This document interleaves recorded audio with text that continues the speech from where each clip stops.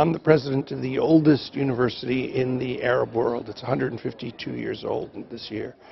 And so each year we graduate about 1,650, 1,680 undergraduates and between 550 to 600 graduates.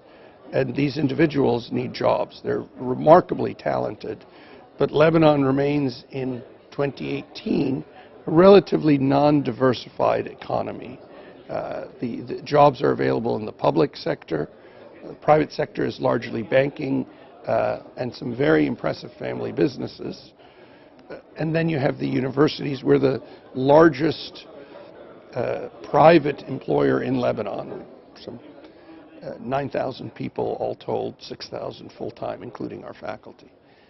So at the end of the day, we are very interested in our students who continue to get jobs. We're rated as the top university in the entire region from the employability perspective. It would be nice if these very talented students had opportunities here, and I believe the greatest opportunities are going to be in the knowledge economy. We need to help develop that knowledge economy, of course.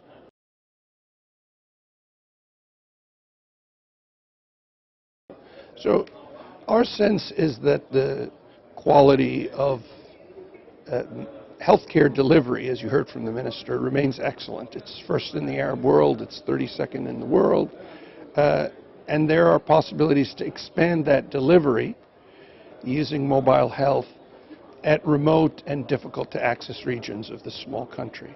I'm encouraged that that's possible, that we do have the technology through a public-private academic partnership, as I indicated, and as you heard from the TELUS CTO and from the Minister of Public Health. However, the obstacles remain a system which is very slow to accelerate and is not especially transparent.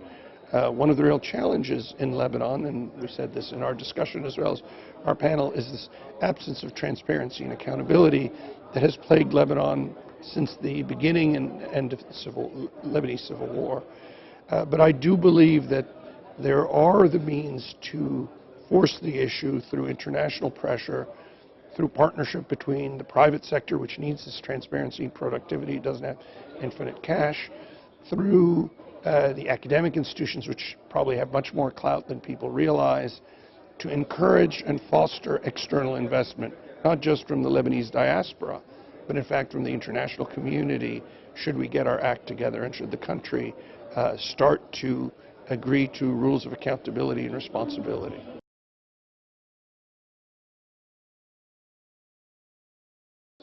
Well, I think what we're doing, as you know, or you may know, our campus is in Ras Beirut. It's a beautiful, relatively small campus. We have 9,100 students.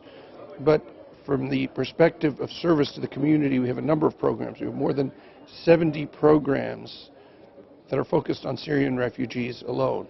We have major programs on Palestinian refugees and on rural and remote areas in Lebanon, including in telehealth and in mobile health.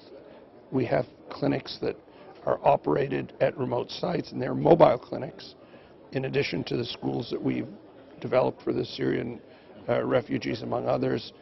And our ability to go out there and to develop a consistent electronic medical record with individuals who in some cases may be non-registered aliens is critical at this juncture, when a third of Lebanon's population are refugees and displaced persons.